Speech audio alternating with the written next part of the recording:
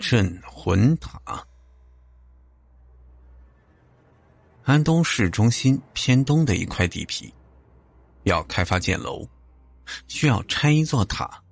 这座塔叫镇魂塔，造型独特，极其邪门。只要是一施工，必出事故。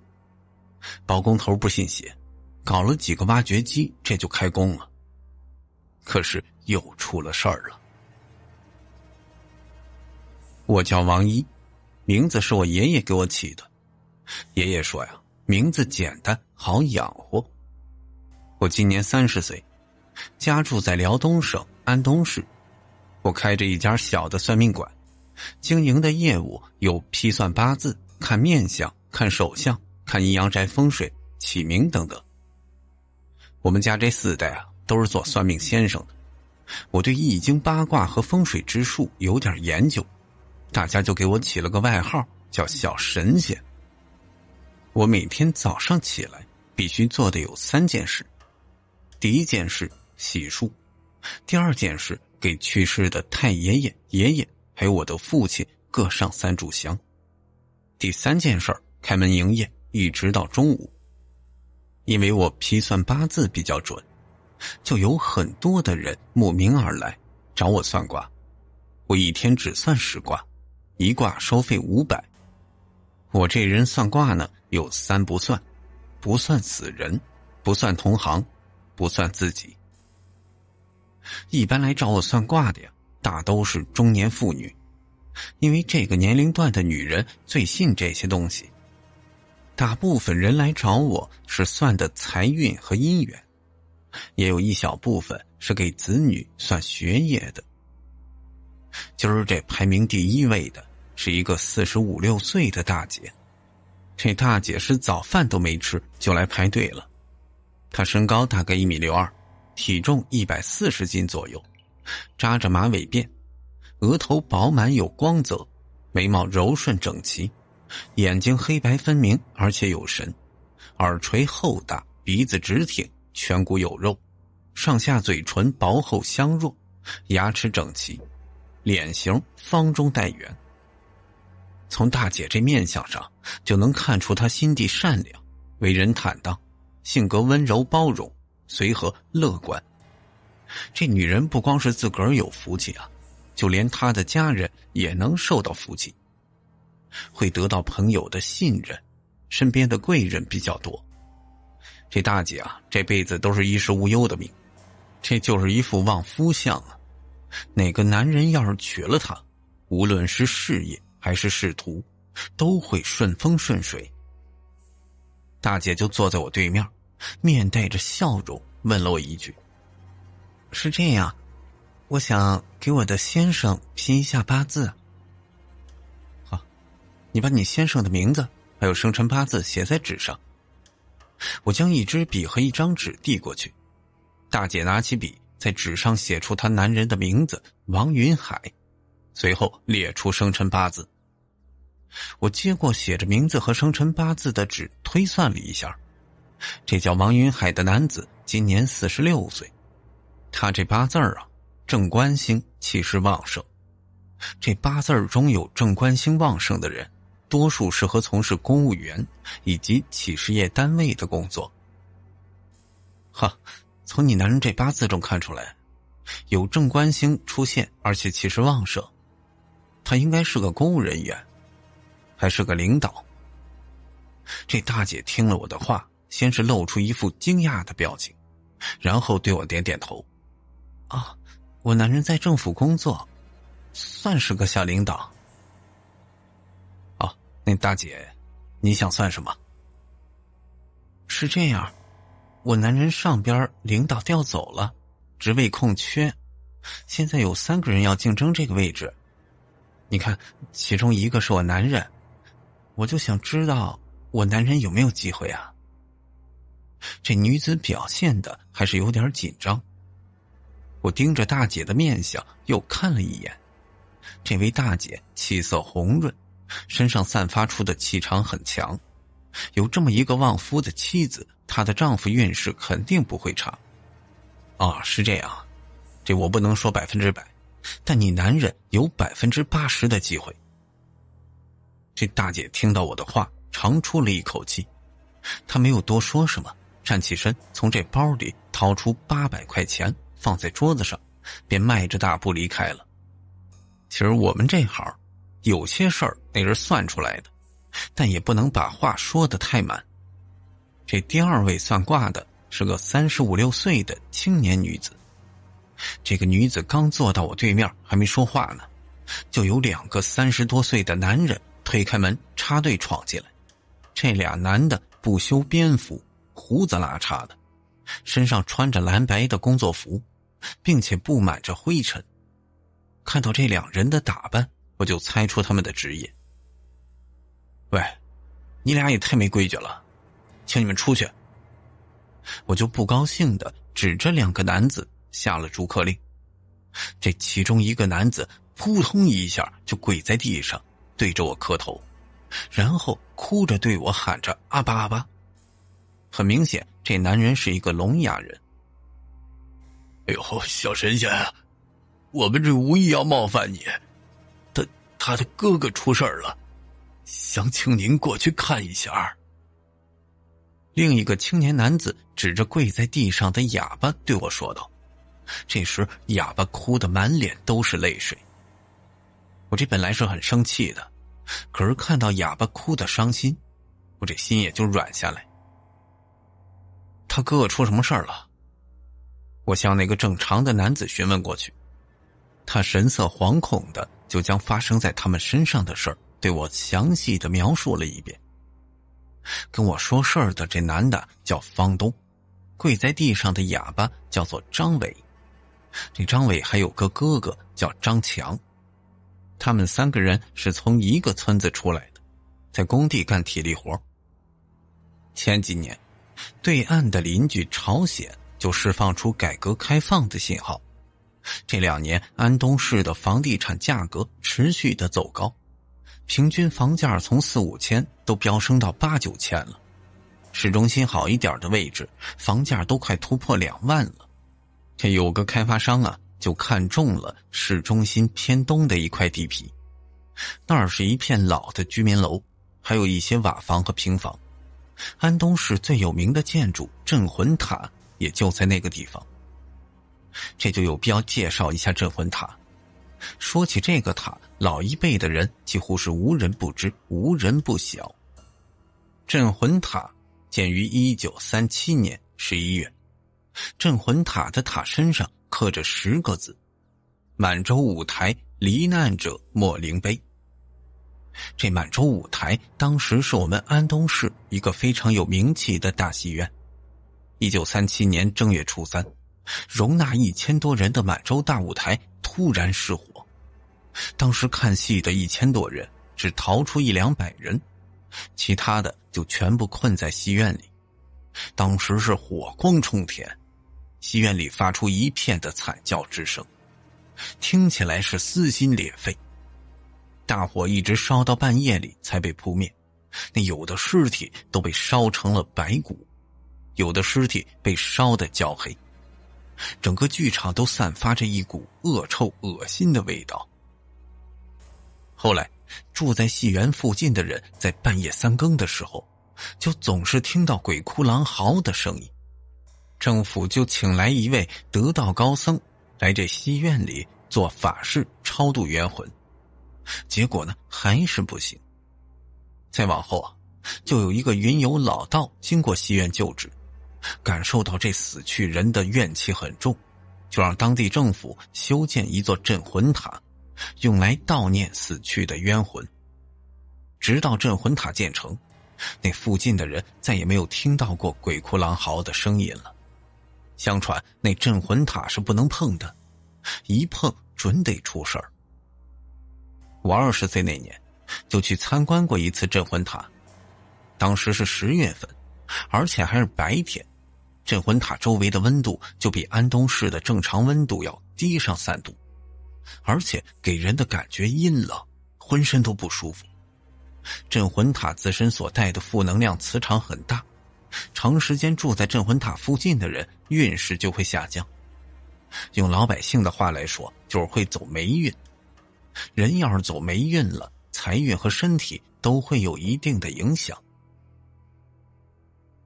包工头让开挖掘机的司机把镇魂塔给推倒，司机将挖掘机开到镇魂塔旁边，这挖掘机的发动机就突然失灵，司机翻着白眼，口吐白沫，就晕了过去。大家把司机送到医院里，医生确诊司机是中风了，需要留下来住院治疗。后来包工头开了高价，又请来不少的挖掘机司机。这司机们一听说是拆镇魂塔，那人给多少钱都不干，他们怕有命赚没命花呀。无奈之下，包工头就找到张伟、张强、方东，还有2个人，一个叫王伟斌，一个叫刘志涛。包工头愿意掏出2万块钱，让这5个人用大锤子把这镇魂塔给拆了。那俗话说得好啊，重赏之下必有勇夫。这5个都是愣头青啊，一个个血气方刚，也不信邪，他们就答应包工头去拆这镇魂塔。张强、王伟斌、刘志涛找来大锤，二话不说，抡起来就对着镇魂塔的底座砸了过去。王伟斌和刘志涛手中的锤子砸在底座上，只是将底座砸出一道裂纹。张强的锤子落下来，就把底座上的一块青砖给砸下来。接下来呢，就发生了诡异的一幕。王伟斌和刘志涛俩人突然就倒在地上，身子抽搐，双眼翻白，嘴里边还往外边吐着白沫子。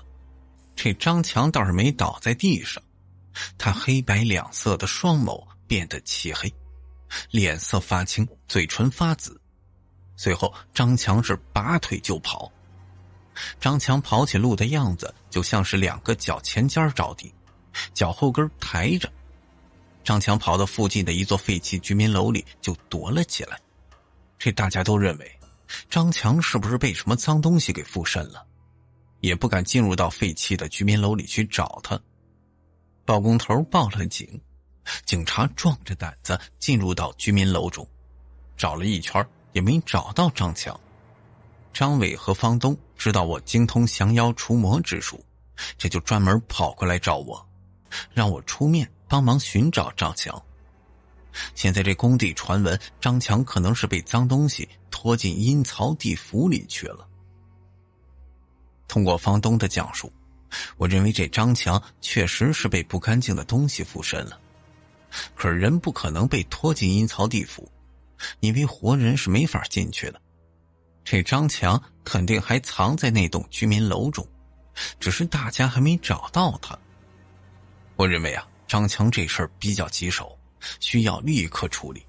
我就对排队算卦的那些人解释了一番，让大家明天再来。虽说大家心里都不舒服，也能理解这事儿。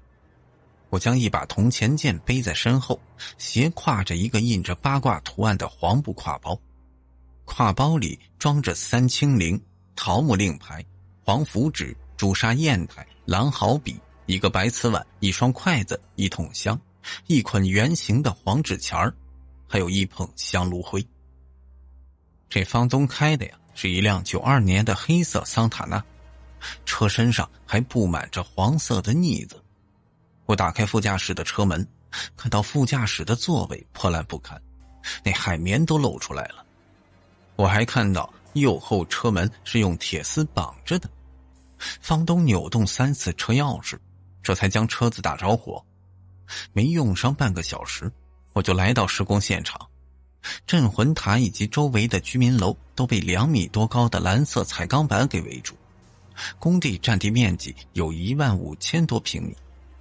通往工地的大门口停放着一辆警车，有2个警察在大门口处拦起了一道警戒线，不允许任何人进入工地。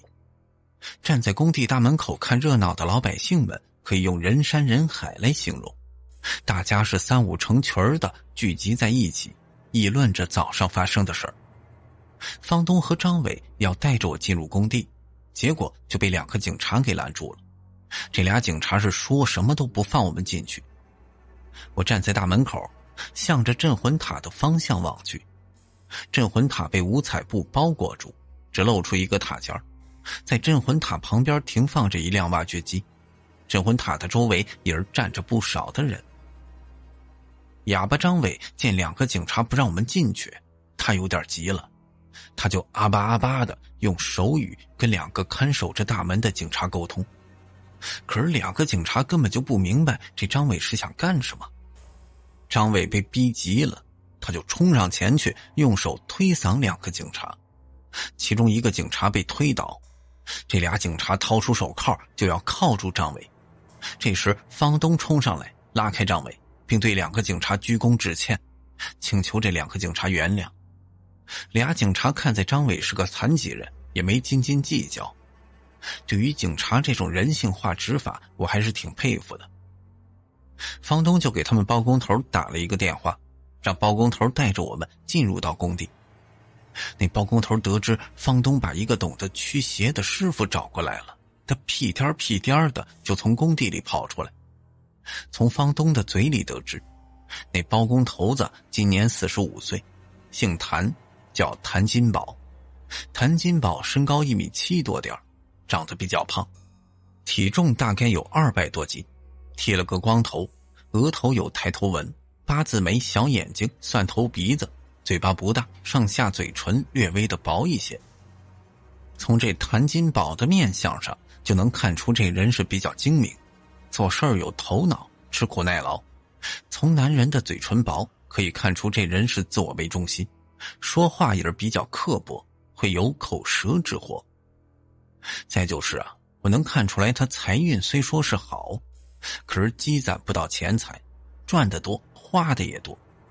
还有从谭金宝的面相上就能看出这人晚年幸福，而且子孙满堂。我是从小就跟着我爷爷研究面相，这面相啊，是一种通过观看面部特征来论命的民间学问。人禀命于天，则有表候于体，一切的外在体表特征均蕴含着不同的命运信息。所以啊，古人认为只要把握规律，就可以从面部特征透出的信息推算出人的富贵贫贱和命运的变化。我叫谭金宝。谭金宝走过来，挤出一丝的微笑。我伸出右手跟谭金宝握了一下，并且自我介绍：我叫王一。在谭金宝的带领下，我和方东还有张伟进入到工地中。我径直地向着镇魂塔走去，即便是炎热的夏天，也能感受到那周围是阴风阵阵。我裸露出来的双臂上起了一层的鸡皮疙瘩，汗毛也是竖了起来，这种感觉让人不寒而栗。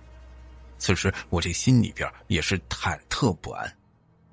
我走到镇魂塔旁边，就看到这镇魂塔8棱形的底座已经被砸烂了。值得庆幸的是，整个塔身是完好的。接下来我就从兜里掏出一个小玻璃瓶，这小玻璃瓶内装着黄色的浑浊液体，这浑浊的液体正是老黄牛的最后一滴眼泪。这牛啊，是一种非常有灵性的生物，牛知道自己要被杀的时候就会流出眼泪，将牛眼泪滴在眼睛里，可以将人的天眼打开，就是看到常人看不见的灵体，也就是大家嘴里经常说起的脏东西。其实开天眼的方法有很多，其中有一种开天眼的方法，就是把乌鸦的眼睛硬生生的抠出来，生咽下去，你就能看到脏东西存在。但这种开天眼的方式不能被破解，你就是以后不想再看见那些东西都没办法了。我把老黄牛的眼泪滴到眼睛中，唯一的不适就是有点辣眼睛。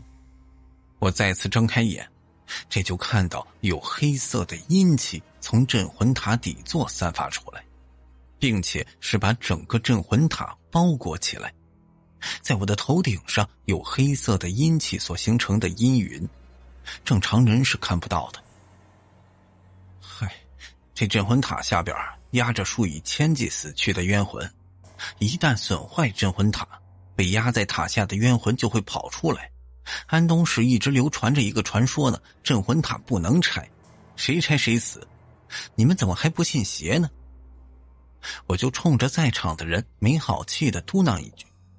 谭金宝走过来跟我解释了一番，说是一个外地的开发商老板通过朋友介绍，花了大价钱将这块地皮买下来了，要建小区，居住在周围的老百姓得到合适的补偿，全都搬迁了。现在的第一项工程就是将现有的老楼还有这镇魂塔给拆除。今天拆除镇魂塔时就发生了诡异的事情。这开发商老板的朋友肯定在中间吃了不少回扣吧。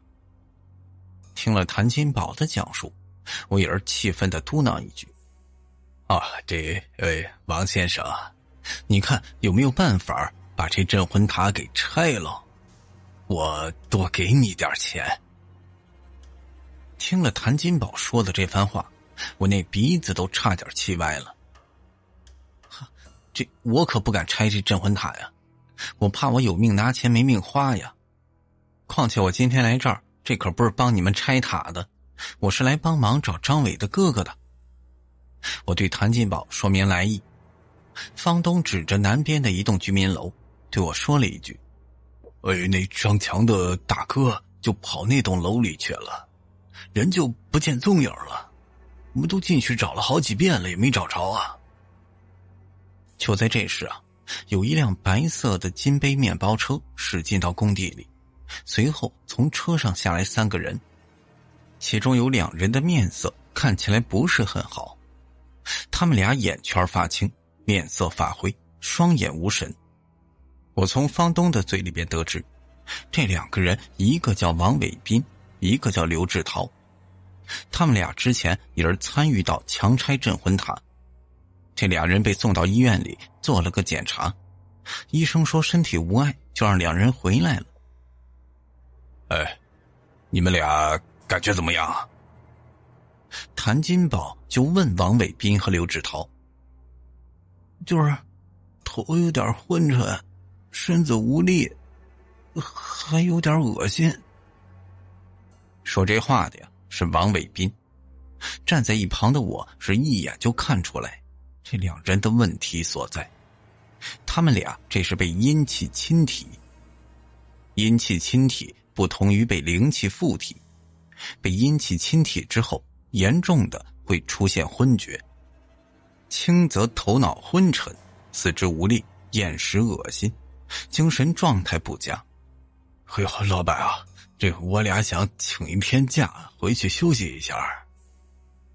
这说话的是刘志涛，他表现出一副很难受的样子，这绝对不是装出来的。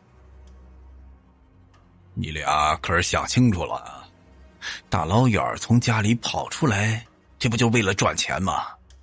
家里老婆孩子都等着钱花呢，在我这儿请假可是没钱啊。谭金宝对着王伟斌和刘志涛回道。王伟斌和刘志涛这2人听了谭金宝的话，彼此向对方露出一副无奈的表情。那啥，你俩这病我能治，我需要你们准备4个水碗，2个水碗装半碗的热水，2个水碗倒半碗凉水，赶紧去吧。我就对着王伟斌和刘志涛吩咐一声。你是谁啊？王伟斌疑惑地质问我。我叫王一，懂得一些驱邪之术。王伟斌听了我的话，也没再多问什么，他和刘志涛向工地内所搭建的一个简易的工棚走去。我将背在身上的挎包取下来，取出毛笔、黄符纸、朱砂盒。我用毛笔蘸着朱砂，在黄符纸上画了2道驱邪取阴的咒符。过了没多久，王伟斌和刘志涛2人端着4个水碗走到我面前，我就把这2个半碗凉水倒入2个半碗热水中。在场人都不理解我的做法，而我也懒得跟大家解释。这半碗热水和半碗凉水兑在一起，名为阴阳水，用于法术或者中医的药引子。古方需取天上未沾地的雨水和露水，这现在就用自来水就行了。我双手食指和中指夹起这2张咒符，就念道：昊天玉皇大帝玉尊，1段天温路，2段地温门，3段人有路，4段鬼无门，5段温路，6段阴兵路，7段邪师路，8段灾瘟武神庙，9段巫师邪教路，10段武师有路行。自从师傅断过后，人来有路，一切邪师邪法鬼无门。若有青脸红面人来使法，踏在天罗地网不容情。谨请南斗6星北斗7星奉太上老君急急如律令。我这念完咒语，双手中的符咒呼的一下子自己燃烧起来。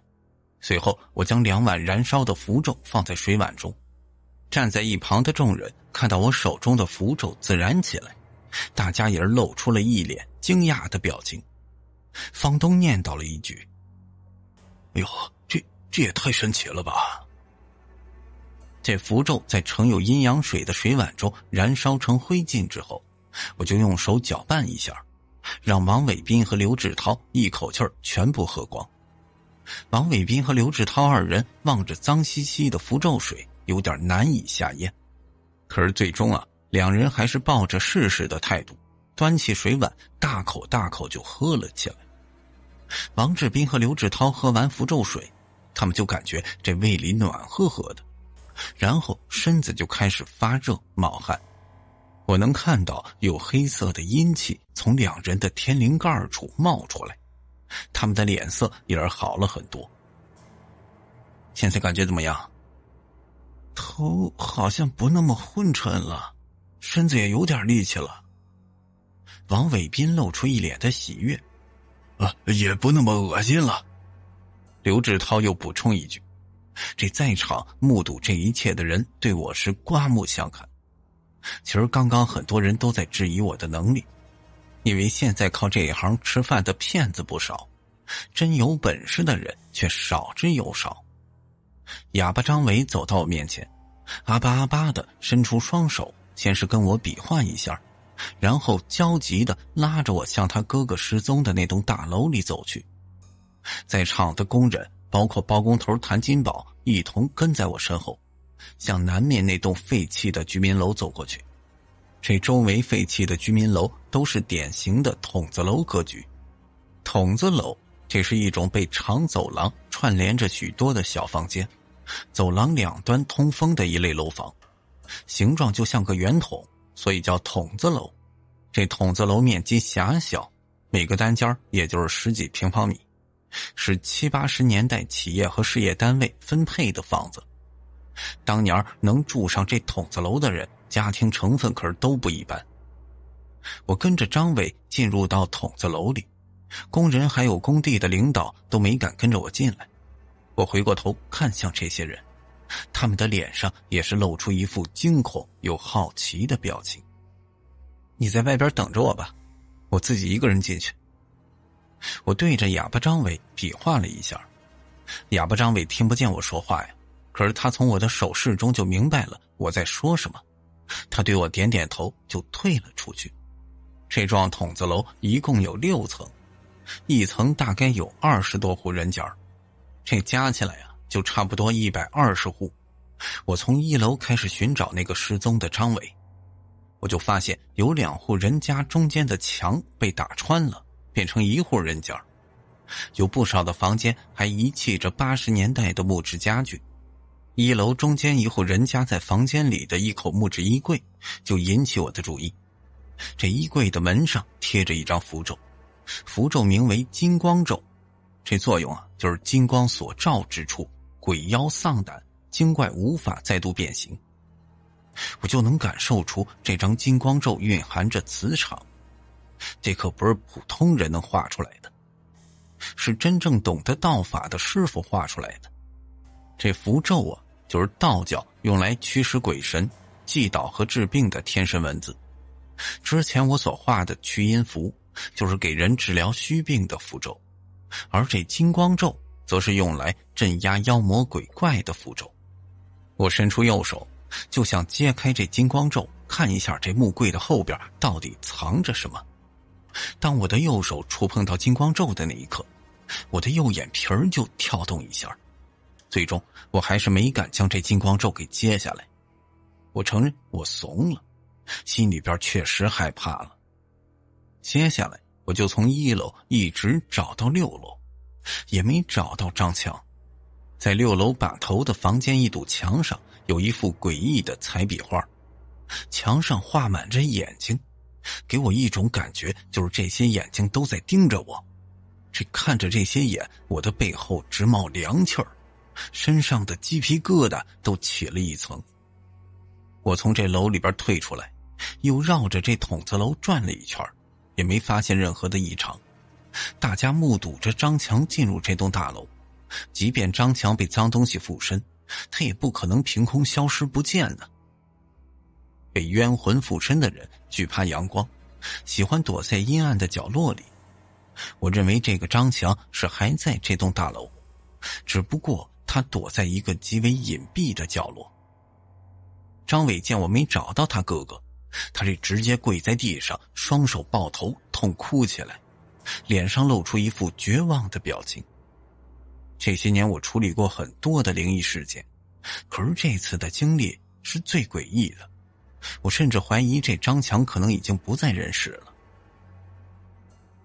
房东啊，你把张强的生辰八字给我。王师傅，我不知道张强哥的生辰八字啊。房东对着我摇头。那你问问他弟弟。我就指着哭得上气儿不接下气儿的哑巴张伟。看到张伟哭得死去活来，大家都很同情他的遭遇。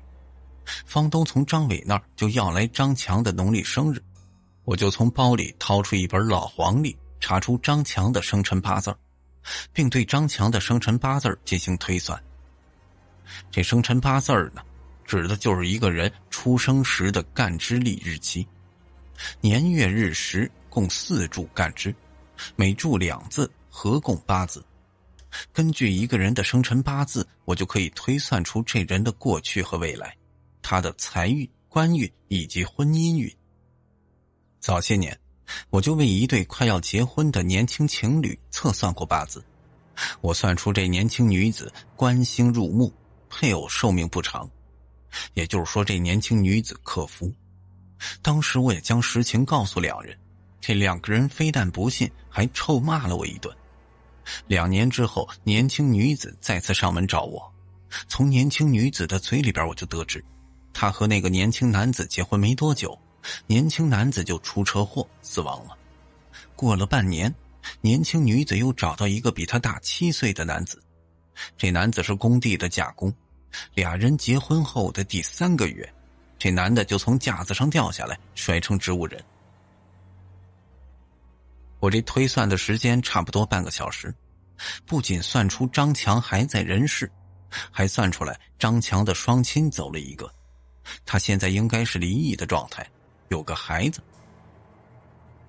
房东啊，张强和张伟的父母是不是走了一个？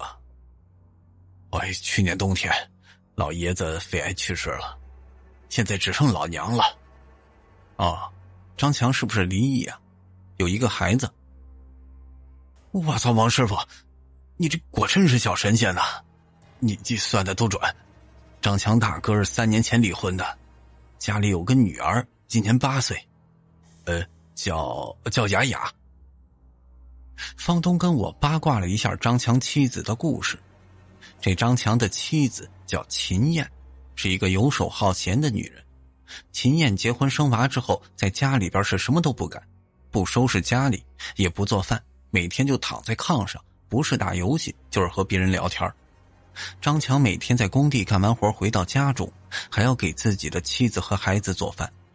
后来秦燕因为打游戏出轨一个大她10岁的男子，并且抛夫弃女，偷偷的就跟着人家私奔了。3个月以后，秦燕被那男子抛弃，他拖着行李箱回来，张强提出离婚。毕竟这事儿放在农村可是太丢人了。秦燕就选择不要孩子，还把家里的钱带走。最终通过法院的判决，秦燕净身出户，并且每个月支付800块钱的抚养费。这3年来秦燕是没给过1分钱啊，张强也没要过。好了，我知道了，等天色入黑了，我再想办法把张强找出来。我对着房东承诺一句，房东就把我的话转告给张伟。张伟跑过来跪在地上就给我磕头。对于张强在工地失踪这事儿，身为包工头的谭金宝也没太过重视，他多次跟我商量，让我想办法把这镇魂塔给拆了。我对谭金宝也是好言相劝，不让他拆这塔。这镇魂塔不拆除，这里的工程就无法继续。谭金宝见我不愿意帮忙，就开始四处的打电话寻找懂得驱邪的师傅过来帮助他。谭金宝找到几个真有本事的师傅，人家一听要拆镇魂塔，是没一个人敢来。下午3点，工地就来了一个60多岁的老太太，个子不高，也就1.5米，体重140多斤，留着短发，1字眉，眼睛不大，鹰钩鼻子，雷公嘴，长得其貌不扬。这老太太我认识，姓吴，全名不知道叫什么，人称吴三妹，就是一位半吊子的出马仙儿。可以说这吴三妹是没什么真本事，就靠一张嘴忽悠。这吴三妹得知谭金宝找人做法拆这镇魂塔，她倒是很爽快就答应了，并且跟谭金宝要了6万块钱。谭金宝也是答应吴三妹。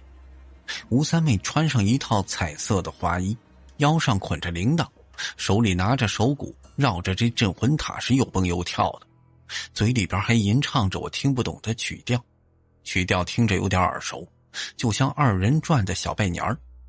总之这一幕是看起来特别的滑稽。我就让房东给我准备1桶香，2支白蜡烛，纸钱1捆，金银元宝各1袋，荷包蛋3个，鲜活的鲫鱼1条，1斤肥瘦相间的五花，1只活鸭子。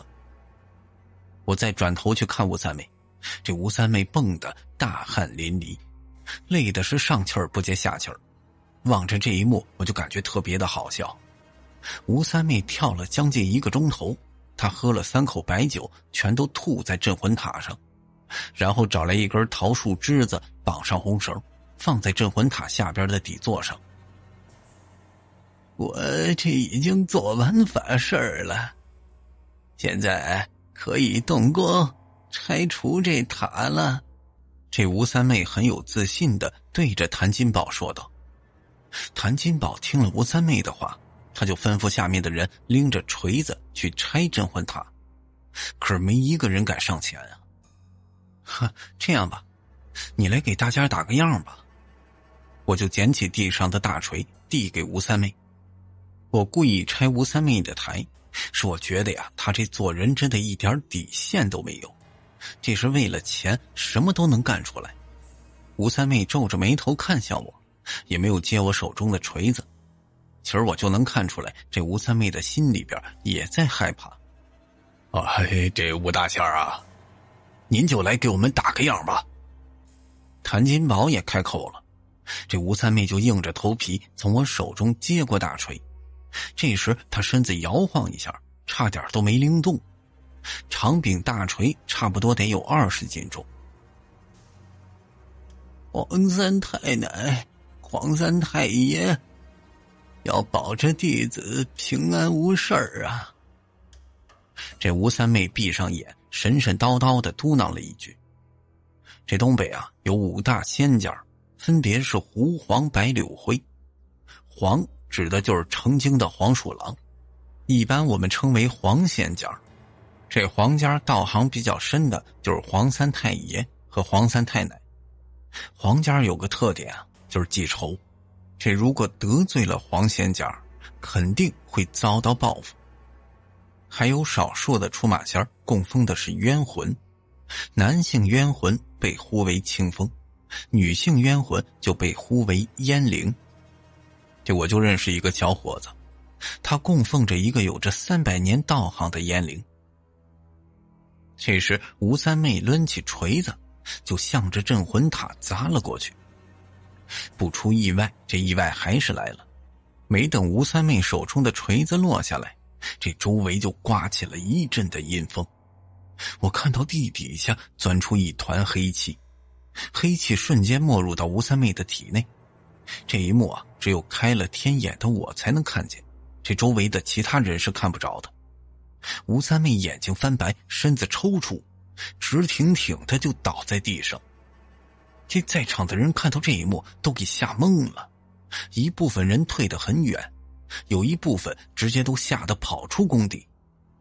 现在还有2个警察围观呢，警察看到这一幕也是吓得向后倒退2步，嘴里边念叨这一句，还真是邪门啊。接下来吴三妹的脸色发生变化，眼圈发黑，脸色发青，嘴唇发紫。我蹲下身子，扒开吴三妹的双眼皮看了一下，这正常人的眼眸是黑白色的，可是吴三妹的眼睛却变得漆黑。种种迹象表明，这吴三妹不是被邪气侵体，而是被阴魂附体了。当我直起身子时，吴三妹突然睁开眼，身子直挺挺地立了起来。这吴三妹2个脚的前尖着地，脚后跟抬起来，走起路来也是一颠一颠的。你这是上哪儿去啊？我拦住吴三妹。少他妈管闲事儿。这时吴三妹嘴里边发出中年男子粗犷的声音。我奉劝你一句啊，哪儿来的回哪儿去。这时我的态度也变得强硬起来。其实阴魂跟人是一样的，有的阴魂吃软不吃硬，有的阴魂是欺软怕硬。这吴三妹瞪了我一眼，伸出双手对着我的身子就推了一下，我也没来得及躲闪，就被他推的向后倒飞出去，大概有5米多远，身子重重的摔在地上。我这没想到阴魂附体的吴三妹爆发力如此强大，我现在就感觉胸口发闷，身上的骨头都快散了架子了。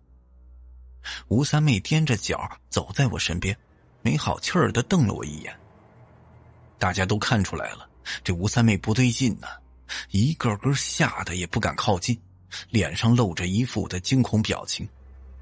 我从地上爬起来，忍着痛飞身而起，向吴三妹的身上扑去，并将吴三妹扑倒在地上。这正常人的身子是有温度的，可是吴三妹的身体现在是冰凉的。我把吴三妹扑倒在地之后，这吴三妹就开始剧烈的挣扎，我感觉我的力气还没有她的大呢，可是我依旧死死地压住她的身子。我去，快过来帮忙啊！我对着在场的人喊了一声，看热闹的人不少，可是帮忙的人一个都没有。别站着看热闹了，过来帮忙压住他！我又喊一声。张伟虽然听不见我在说什么，可是他懂我的意思，虽然心里边也害怕，但他还是壮着胆子走了过来，帮着我压住吴三妹的双腿。可是纵然我和张伟2个人，依然压不住这被阴魂附体的吴三妹。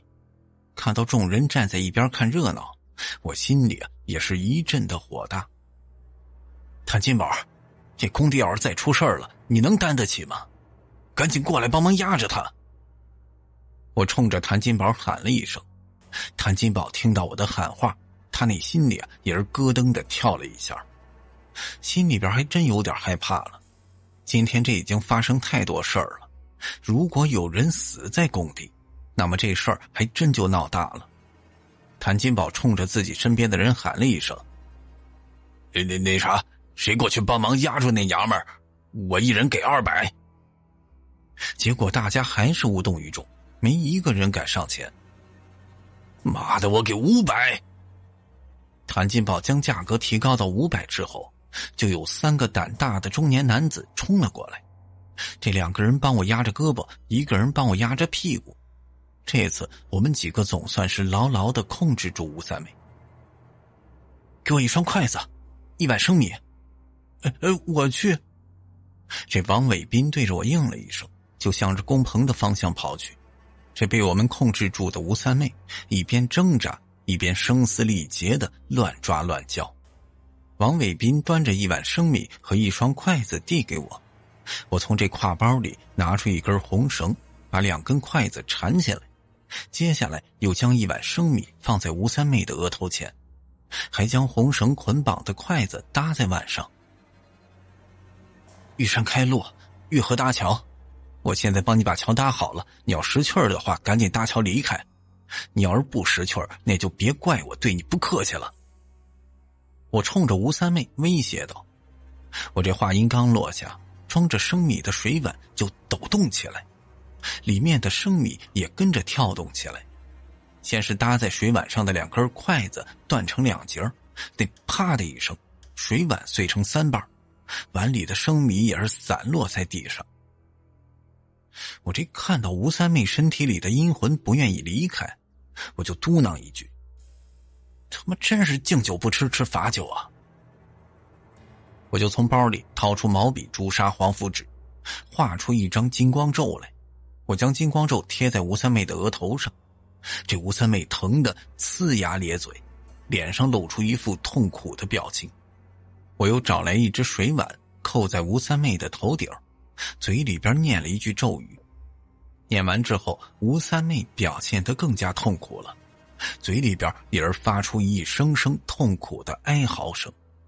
等我把这咒语念了3遍之后，一团黑气儿从吴三妹的天灵盖上窜出来，进入到水碗之中。我就拿起贴在吴三妹头顶上那张金光咒，贴在碗口，附在吴三妹身上的阴魂就被我给封印住了。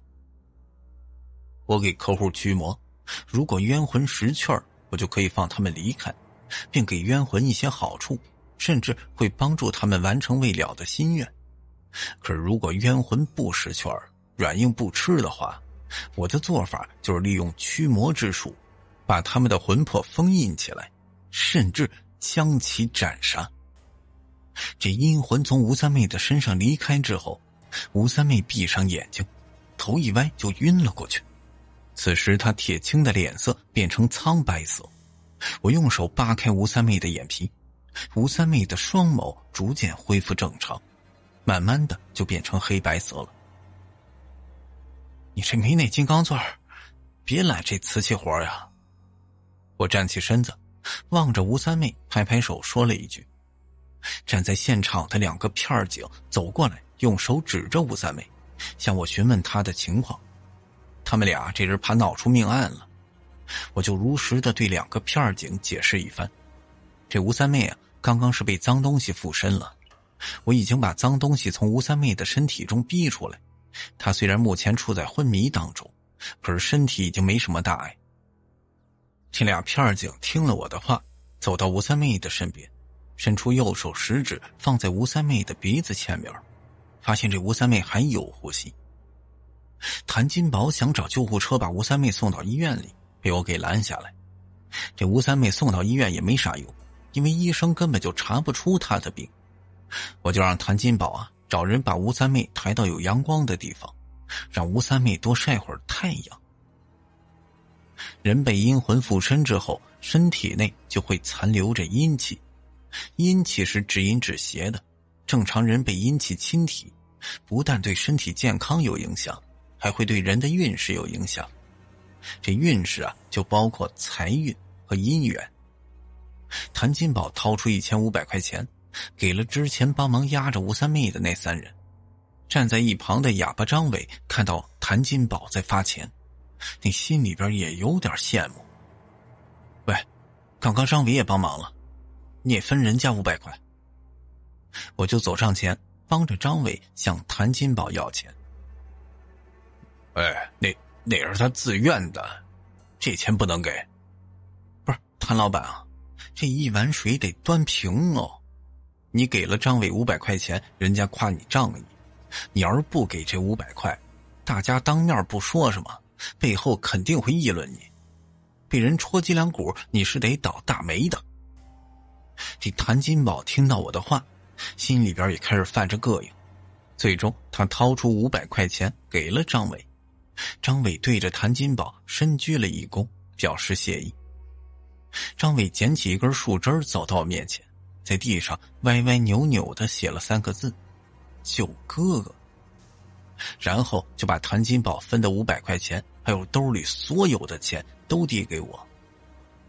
我并没有接张伟的钱，我从挎包里拿出笔和纸，在上面写着：你别急啊，我会救你哥哥的，但是要等到晚上才可以。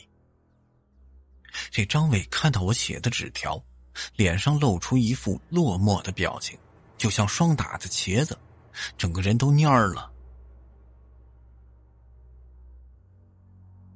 我找到谭金宝，再次说明镇魂塔的情况。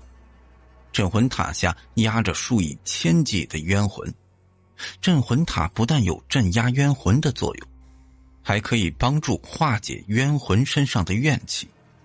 冤魂身上的怨气消散之后，就会有地府的鬼差过来，接引他们去地府投胎转世。现在这情况啊，就是被镇压在塔下的冤魂不想有人拆了这塔，再就是这个镇魂塔一旦被拆，被镇压的冤魂就会被彻底的释放出来，整个安东市会引起骚乱。这王师傅啊，那我现在该怎么做呢？谭金宝问我。听了谭金宝的话，我这真想锤爆他的脑袋。我这说了半天，等于是对牛弹琴。这镇魂塔不能拆啊，必须得立刻修复。不是，唐老板把拆迁这活还有土建的活都给了我了，这要是这塔拆不了，那这土建的活也泡汤了。今天发生这事儿你都看见了，你是要命还是要钱啊？这谭金宝看我要发火，来来回回转了好几圈，抬头看了几次的镇魂塔，就像是看着烫手的山芋，最终不得不召集人过来维修镇魂塔，并且掏出手机给开发商的老板打电话，把这诡异的事情一五一十的讲述一番，并告诉对方这活他不接了。房东开着他那辆快要散架的破桑塔纳回到工地，我之前要的东西他都买到了，香、白蜡烛、纸钱1捆，金银元宝各1袋子，荷包蛋3个，鲜活的鲫鱼1条，1斤肥瘦相间的五花肉，1只活鸭子。没过多久，吴三妹也醒过来。这吴三妹觉得头昏脑胀的，身上不仅没有一点力气，而且是浑身的酸痛。这吴三妹根本就不知道自己发生了什么，人被阴魂附体之后就会出现记忆断片。吴三妹找到谭金宝要钱，谭金宝不但1分钱都不给，还冲着吴三妹是一顿的咆哮，把心里边的怒火都发泄在吴三妹的身上。吴三妹见谭金宝不给钱，当场就耍赖，坐在地上是1哭2闹3上吊，并且骂着谭金宝的祖宗18代。这骂的那话呀，要多难听有多难听。那啥，谭老板，有句话叫破财免灾，你给他200块钱吧，打发他赶紧走，别让他在这儿闹了。我走到谭金宝面前劝说了一句，妈的，这老子钱没挣着啊，竟他妈倒贴了。谭金宝虽说憋气带火，但也是听从我的话，从兜里掏出200块钱甩给吴三妹，让吴三妹闭嘴赶紧走人。吴三妹看到谭金宝给了他200块钱，嫌少没接，伸手就跟谭金宝要500。吴三妹啊，劝你一句啊，见好就收吧，旁边还有片警看着你呢，你要是再不接这200块钱，可能1分都拿不着。这吴三妹看了一眼旁边的2个片警，选择妥协，从谭金宝的手里边接过200块钱。这吴三妹临走时还白了我一眼，并且骂骂咧咧的，神情不忿。他认为今天没赚到大钱儿，那就是我砸了他的场子。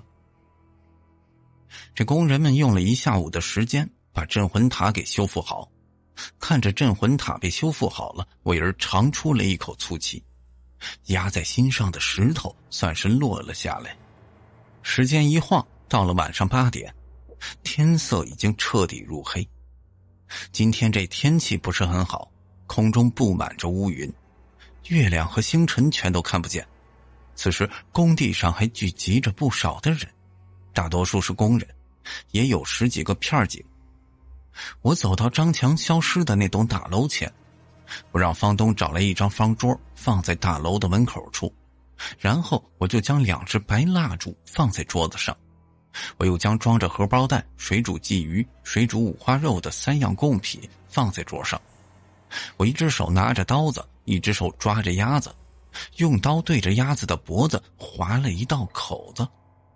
我挤出半碗的鸭血，用毛笔蘸着鸭血在黄纸上画出一张聚阴的符咒。顾名思义啊，聚阴符咒就是用来聚集阴气的。至于为什么要用鸭血呢？因为鸭子属阴，这一般我做招阴的法事就需要用鸭子来做祭品。我念了一句咒语，这聚阴符咒瞬间燃烧起来。我用燃烧的聚阴符咒将2根白蜡烛点燃。通常来说，蜡烛的火焰应该是红色的，用聚阴符咒点着的蜡烛，那火焰却是幽绿色。接下来我又抽出3根香，点燃，插在装有生米的水碗中。做完这一切，我就将纸钱和纸叠的金银元宝全部点着，顿时火光冲天。我冲着前方的大楼念叨几声，这话音刚落，一个青年男子面无表情地从大楼里一颠一颠地走出来。这青年男子双眼呈漆黑色，面色铁青，眼圈发黑，嘴唇发紫，身上有黑气散发出来。张伟看到自己哥哥，他啊巴啊巴地喊了2声，这就要向他哥哥跑过去。我伸出左手一把拽住张伟，对他摇摇头。张伟明白我这意思，他停下身子，不再往前跑，也不大喊大叫了，怕惊着自己的哥哥。只见张强走到桌子边，先是俯下身子，用鼻子对着3炷香嗅了一下，然后一只手抓着煮熟的鲫鱼，一只手抓着煮熟的五花肉，大口大口的就吃起来。他那咧着嘴的吃相特别的难看，在场的人看到这一幕，全是一副毛骨悚然的样子，都往后边退。我这能看出来，附在张强身上的冤魂要比附在吴三妹身上的怨气更重一些。虽然我给不少人驱过附体阴魂，但是看到张强，我这心里边还是有点小紧张的。我缓缓地走上前，对着被附身的张强说道：“这钱和元宝都是给你准备的，吃饱之后带着钱和元宝离开吧。”被附身的张强也没搭理我，继续大口吃着鱼和五花肉，时不时的还会俯下身子对着那3炷香嗅一下。3炷香冒出的白色烟气瞬间就被张强吸进鼻孔，那3炷香也是短了一截儿。可这要不是亲眼所见啊，我这辈子都不会相信这东西。在场的一个片警望着眼前的这一幕，自言自语地说道。张强吃饱了，纸钱和元宝也都烧成了灰，他蹲下身子，伸出双手抓着纸灰就往自个儿兜里塞，嘴里边还嘟嘟囔囔的，也不知道念叨什么。我走到张强身边商量：“这大鱼大肉你也吃了，钱你也拿了，你是不是就离开这个人啊？”张强转过头，露出一副狰狞的表情，瞪了我一眼，站起身子就要离开。这要是换成以往的我，只要给冤魂烧点钱和元宝，他们就能乖乖的离开了。看来今天这事儿不是这么容易解决。当然了，我也已经做好最坏的打算。下午我刚回了一趟算命馆，把爷爷传下来的锁魂绳子带了过来，还带着一小罐可以驱邪的黑狗血。这狗是至阳之处，狗对应的12地支5行是虚土，也就是阳土。黑狗的先天阳气最纯，像我们这样懂得驱邪之术的先生，在家中都得备上1-2罐黑狗血，以阳克阴。看到被冤魂附体的张强要离开，我就将锁魂绳系了一个活扣，扣在张强的身上，然后用力的向后一拽，这张强被我拽了一个踉跄，差点坐倒在地上。张强稳住身形，继续往前走，他那力量大得离谱，我用尽全力也无法把他拉住，而且还会被他拖着走。按理说呀，这用锁魂绳缠住被冤魂附身的人，这人就会像点了穴一般，身子一动也不会动。然而这锁魂绳对张强却没什么作用。我瞬间想起来上次使用这个锁魂绳困住一个被附身的年轻女孩，这年轻女孩的身子一动不动地站在原地，最终附在年轻女孩身上的阴魂被我给收了。张伟立即冲过来，双手抱住他哥哥，想要拦住他的哥哥，可是张强却张开大嘴猛地咬在张伟的肩膀上。张伟疼得嗷嗷直叫，眼泪都流下来了。即便这样，张强也没有松开手。我去，我了个去啊，这太他妈吓人了。这时谭金宝看到这一幕，擦了一把额头上的汗水，念叨了一句，就向后倒退2步。我把装有黑狗血的罐子打开，把这黑狗血泼在张强的身上，只听呲啦一声，冒出白色的烟气。随后张强一把推开张伟，仰着头发出痛苦的哀嚎。照理说呀，这一罐子黑狗血泼在张强身上，那附在张强身上的阴魂再强也得离开。可是结果这阴魂依旧附在张强身上，不愿意走。这说明这阴魂不但是怨气大，他的怨念也非常强。这阴魂呢，分2种，一种是普通的阴魂，一种叫怨魂。正常的病死或者老死的人属于阳寿已尽，魂魄离体之后就会被阴差带入地府报道。人自杀、他杀、意外横死，阳寿未尽，魂魄离体之后身上带着怨气，这地府不收阳寿未尽的冤魂，这种冤魂就只能在天地间游荡，等到身上的怨气消散，阳寿已尽时，他们才会被阴差带入地府报道。此时张强倒在地上痛苦地打滚，我现在必须得把附在张强身上的怨魂给驱离出来，若是耽误时间长了，对张强的生命有危险。因为这阴魂附体的时间过长，人体内的阳气就会快速的流失，当人体内的阳气耗尽时，这人的生命也就走到尽头。这张强都被冤魂附体1天了，估计体内的阳气已经所剩无几。别站着看热闹了，大家过来帮个忙，把他摁住，我要将附在他身上的脏东西赶出去。我对着身后看热闹的人喊了一声，结果呢，大家无动于衷，就站在原地，没有一个人上前帮忙。这倒也不能说大家冷血无情，在场的人都被张强这诡异的样子给吓到了。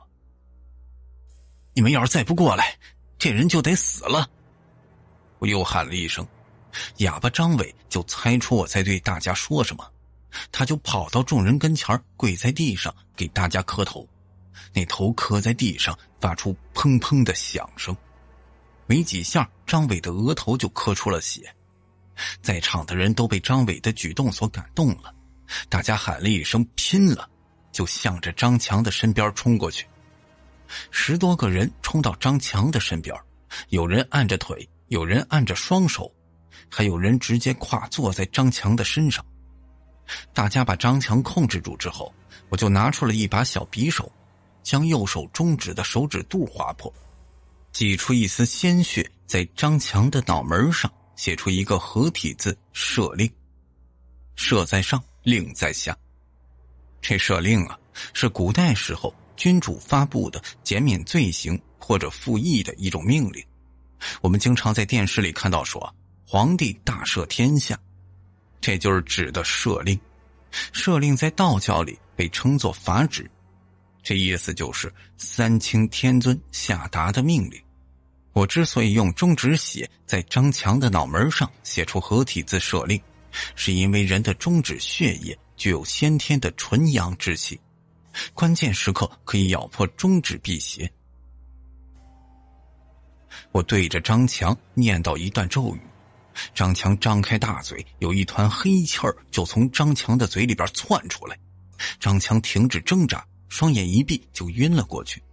这黑气就化成一个半透明的人形，看年纪大概40多岁，头戴瓜皮小帽，身穿锦衣绸缎，下身穿着一双高腰棉靴，身高1.7米，身材较胖。看到这个冤魂双脚离地，向着张伟的身边飘去，他这人打算再进入张伟的身体。我眼疾手快，拿起被施过法的桃木剑，就对着冤魂的身子劈砍过去。就在我这一剑即将劈在冤魂身上时，这冤魂就化作一团黑色的阴气，向着里面逃走。我拎着桃木剑追出20多米，这团黑气消失不见。既然走了，我就不对你斩尽杀绝了。我自个儿嘟囔一句，回到张强身边。我蹲下身子看了一眼张强的情况，并不是很乐观啊，因为他为怨魂附身1天了，身上的阳气流失过多，导致现在重度昏迷。我现在要做的就是立刻把张强身上的怨气驱散，然后帮他补充阳气，如若不然，他应该撑不过今天晚上。这阳气就是人体物质代谢和生理功能的原动力，是人体生殖、生长、发育、衰老、死亡的决定因素。人的正常生存需要阳气的支持。所谓得阳者生，失阳者亡。阳气越充足，人体就越强壮；阳气不足，人就会生病；阳气完全耗尽了，那人就会死亡。它具有温养全身组织、维护脏腑功能的作用。阳气虚就会出现生理活动减弱或者衰退，导致身体御寒能力下降。我制作好一碗去除阴气的符水，倒在张强的嘴巴里，就看到这阴气从张强的身体中慢慢的渗出来。我长出一口气，光是让张强身上散出阴气还没用，更需要的是让他的身子补充足够的阳气，这才能把他从鬼门关前给拉回来。补充阳气最简单的办法就是让缺少阳气的人沐浴在阳光之下。可是现在是黑天呢，上哪儿找太阳？张强现在的身子冷冰冰的，人身体的温度降到一定程度，血液循环的速度就会变慢。现在要做的就是先让他的身子尽快的暖和起来，血液循环正常了，他的身体就会吸收阳气。我让房东把车子的暖风打开，房东告诉我他车上的暖风并不好使，最终是谭金宝把车子开过来，将车子暖风打开，我们大伙儿一同把张强给抬到车上。就在这车里，暖风吹了大概1个多小时，张强的身子这才慢慢的暖和过来。但张强的身体依旧没有好转，而是越来越严重。这会儿他已经是吸气儿多，出气儿少，随时都有断气儿的可能。我俯下身子，用右手捏住张强的鼻子，左手扒开张强的嘴，对着他嘴里吹了一口气。我吹出的这口气儿就是我体内的精气，因为我是童子之身，所以我这口气也是至阳至纯。这精气就是人体内的元气，将这口精气给了张强，我的身子瞬间就没了力气，头还是有些昏沉，浑身的疲惫。给了张强这一口气儿我这身子至少得1个月才能恢复好。张强得到我一口精气之后，呼吸开始变得平缓，脸上也有了一丝的血色，可是人还在昏迷之中。我从车上下来，双腿无力，身子摇晃一下，差点就倒在地上。张伟上前一步扶住了我。他现在已经没有生命危险了，但身子还是很虚弱。人被冤魂附体后，身子会出现一些不良的症状，身子无力、时冷时热、头昏脑胀、食欲不振，这些都是正常现象，用不着去医院浪费钱。让他在家里休息1个星期，多晒太阳就好了。张伟和房东掏出身上的所有的钱递给我，那加在一块儿都不到1000块，我也没接，全当今天做一件善事给自己积德了。临走的时候，我对谭金宝是千叮咛万嘱咐，不让他带人拆这镇魂塔，要是再出事儿了，就算8抬大轿请我，我也不会再来。至于之前逃走的那个阴魂，我也是没有能力再去找他，只要他不在阳间作恶，那就没什么事儿。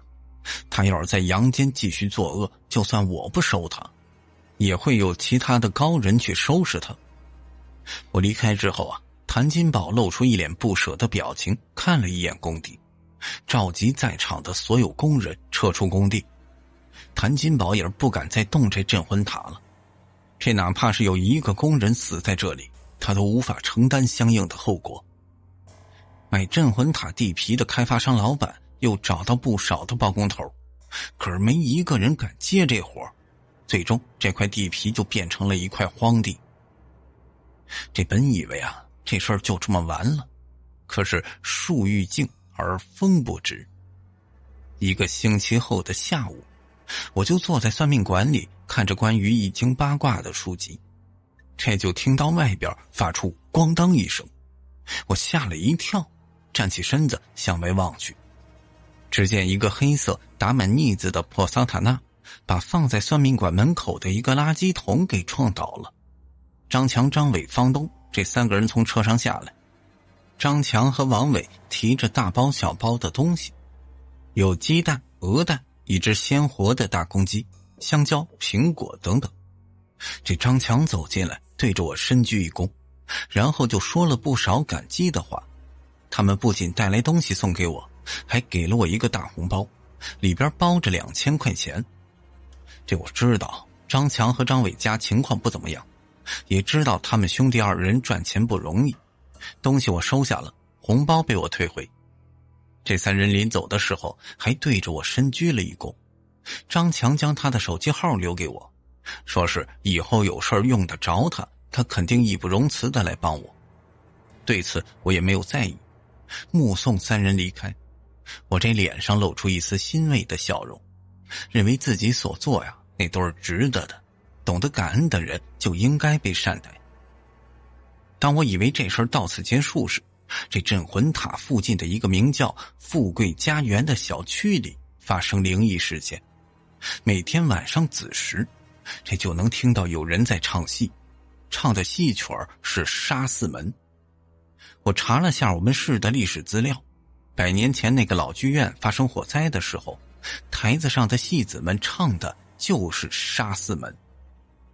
那个小区里啊，有不少人就看到一个戴着瓜皮小帽、身穿锦衣绸缎的、穿着高腰棉靴的人在小区里四处的游荡。我这怀疑大家看到的人影就是当初附在张强身上的冤魂。可是按理说，普通人不开天眼是看不到冤魂存在的。有一种方法，不开天眼也可以看见冤魂，那就是这个冤魂的怨念太强。就在我想着要不要管这闲事儿的时候，我的手机响起来，给我打电话的是富贵家园小区的物业经理，名叫陈威。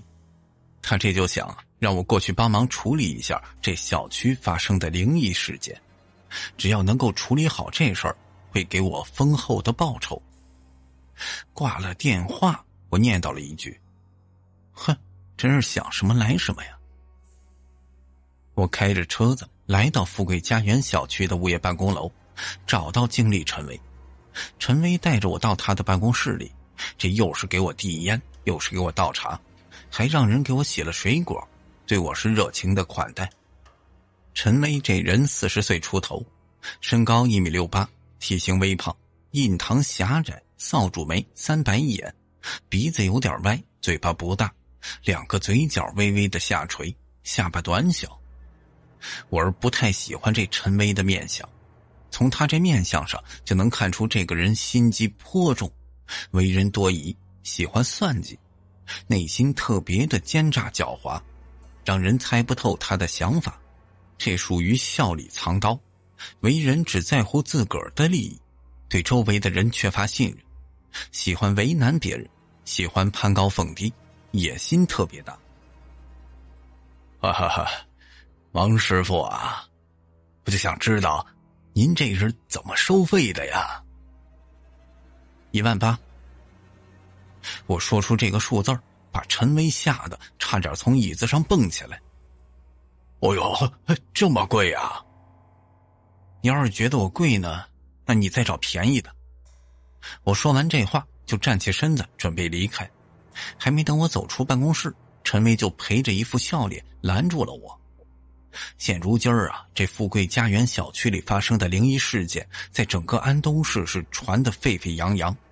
小区之前的房价是每平米12000，现在都降到每平8000了，还无人问津。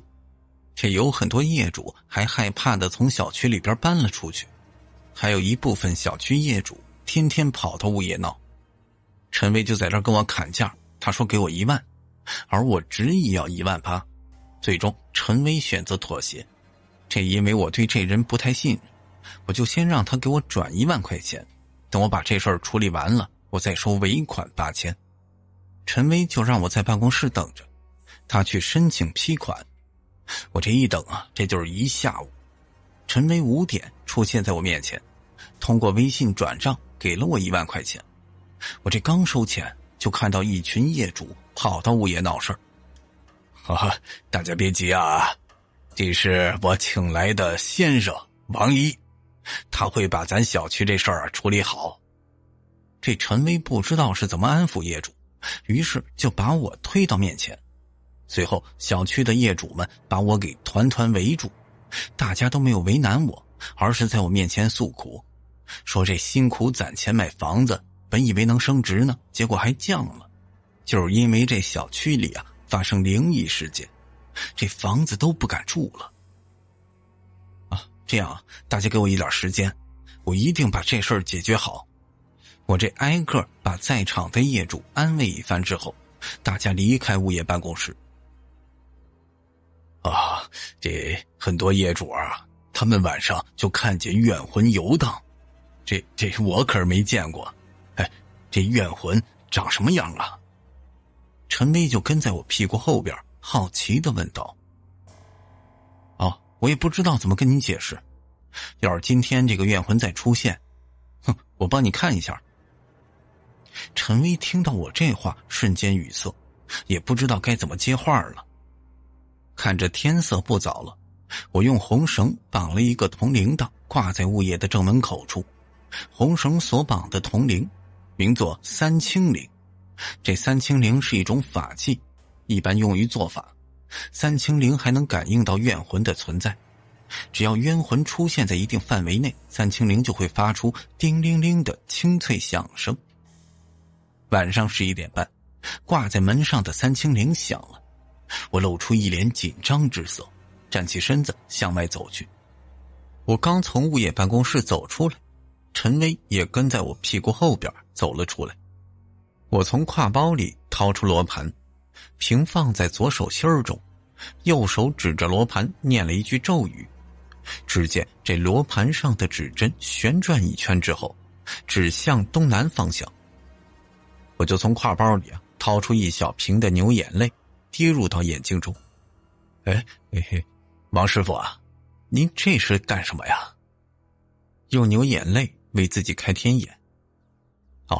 你要是想看清冤魂长得什么样子，也可以把这牛眼泪滴入到眼睛中。这陈威听了我的话，咽了一口唾沫，也没敢接我手里的牛眼泪。你要是怂了那就算了。陈威看见我露出一脸取笑他的表情，就硬着头皮从我手中接过牛眼泪，滴入到自己的双眼中。这王师傅呀，这玩意儿有点辣眼睛啊，这我他妈不会瞎了吧？陈威双手揉着自己的眼睛。刚滴进去会有不舒服的感觉，坚持一会儿就好了。我回了陈威一句，就端着罗盘向东南方向走去。我和陈威向前走了没多远，就听到有人在唱京剧。这京剧啊是咱们国家的国粹，可是我欣赏不来，所以啊也没听懂这对方唱的到底是什么。小区中间有一个花园广场，这广场上的灯散着幽暗的黄光，给人一种很诡异的感觉。我就看到那个戴着瓜皮帽子、身穿绸缎长袍、踩着高腰靴子的冤魂正在小广场上一边舞一边唱。应该就是他了吧？我指着冤魂对跟在我身后的陈威说了一句。陈威听到我的话，看向冤魂，这顿时吓得浑身发抖，而且话都说不出来。这冤魂眼睛散发着幽绿色的光芒，走起路来双脚点地，一颠儿一颠儿的。就在这时，我俩周围就刮起了一阵阴冷的寒风，随后我看到10几团黑色的阴气从四面八方飞过来，这些黑色阴气化为冤魂之躯，有男有女，有老有少。这些冤魂都全神贯注地听着眼前的阴魂唱京剧。这周围出现这么多的冤魂，出乎我的意料，这时我心里边就有点小紧张了。喂，你还是回去吧。我转头看向陈威，发现陈威这时已经倒在地上，人都吓昏过去了。我无奈地摇摇头，也没去搭理他，长呼了一口气，缓缓地吐出来，平缓一下自己的心态，收起罗盘向前走去。正在唱戏的那个冤魂看到我出现，愣了一下，他这应该是认出我了。冤魂没把我放在眼里，继续地唱着，周围的冤魂也时不时地拍手叫好。这场戏唱了1个小时左右，周围的冤魂又化作一道道黑色的阴气离开了，现场就剩我一个人。这人有人的秩序，冤魂有冤魂的秩序，你可以在阴间游荡，但你不应该来人居住的地方，打扰他们生活呀。说着呀，我就将背在身后的桃木剑抽出来。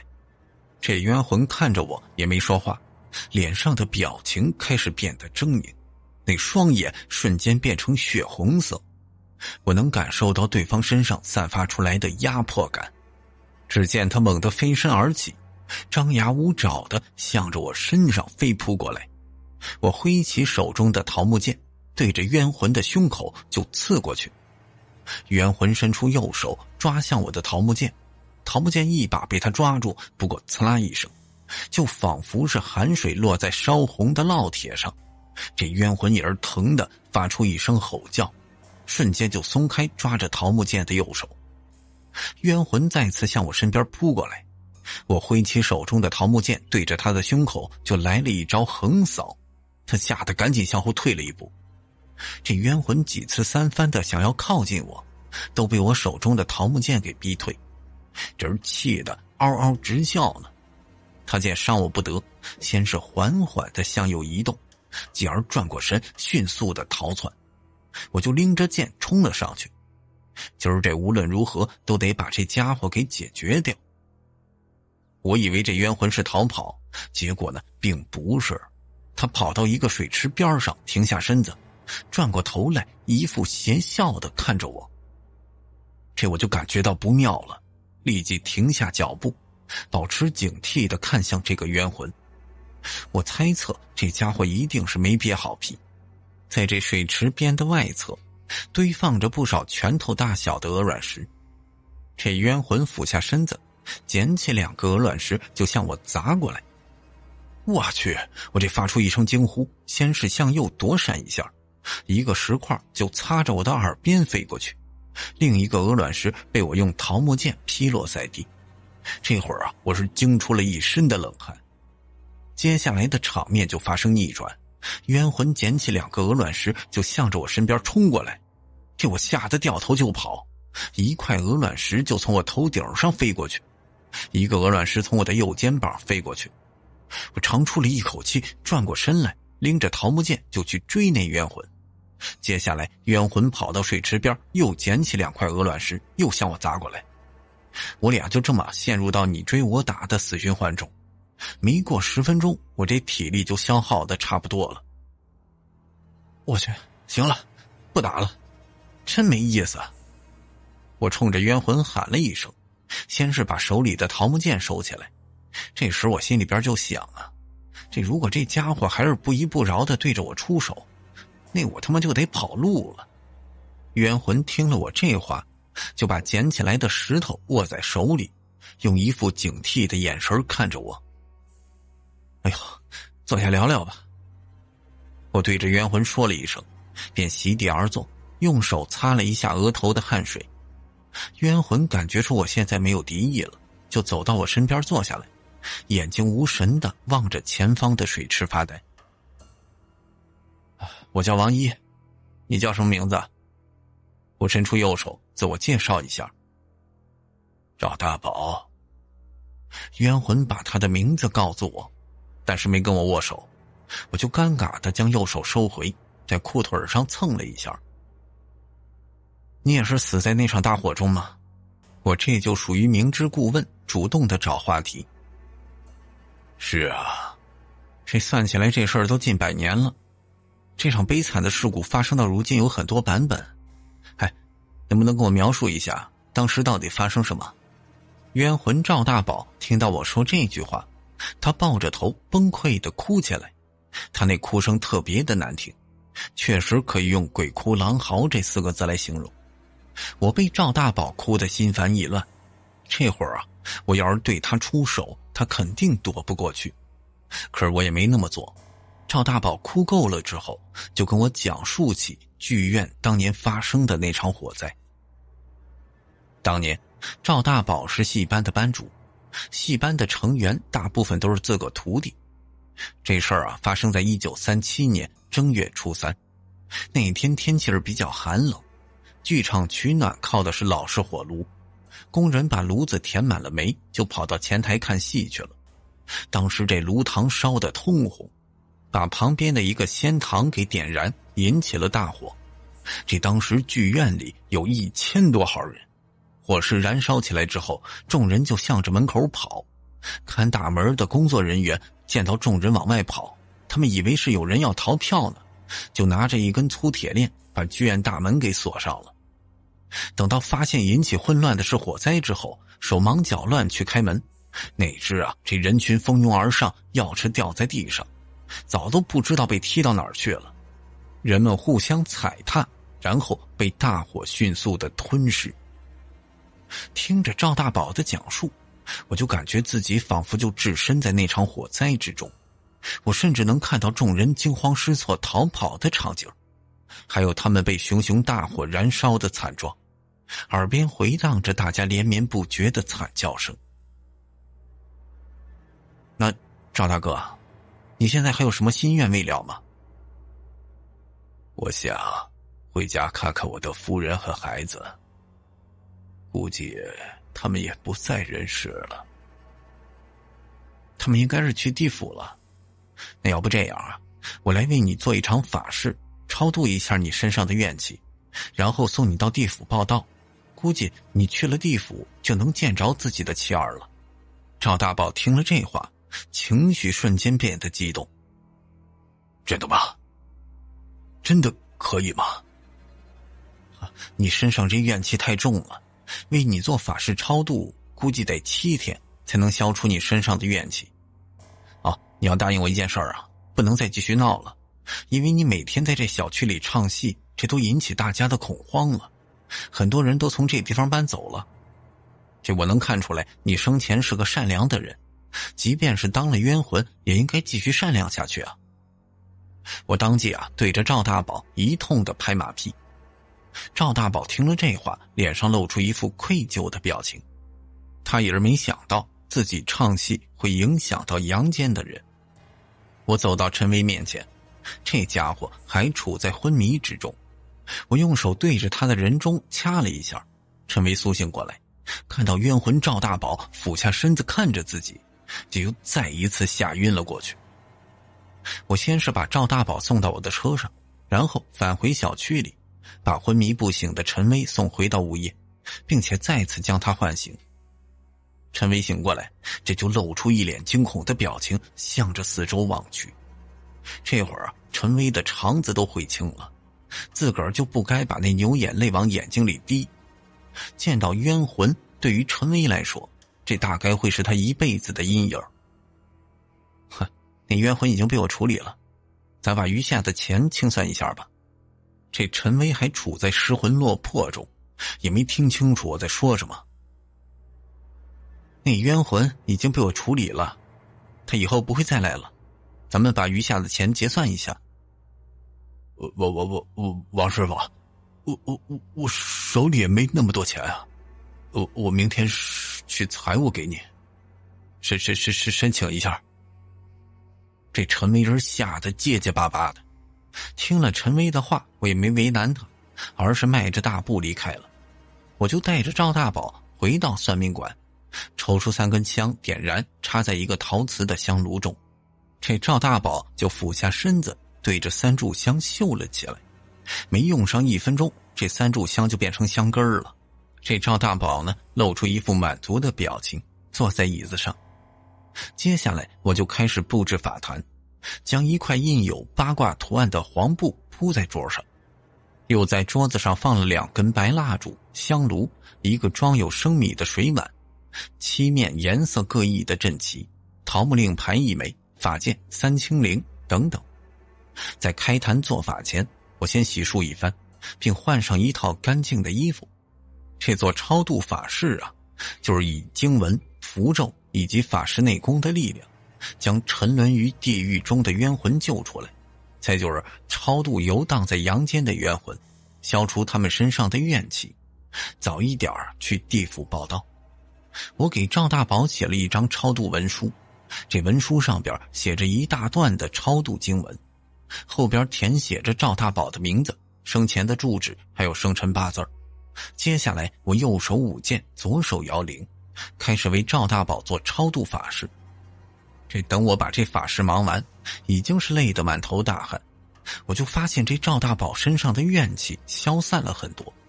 接下来我和赵大宝坐在一起谈天说地，他就给我讲了一下民国时期所发生的事儿，这些事儿跟历史的记载完全不同。我更相信赵大宝所说的，毕竟人家是那段历史的见证者。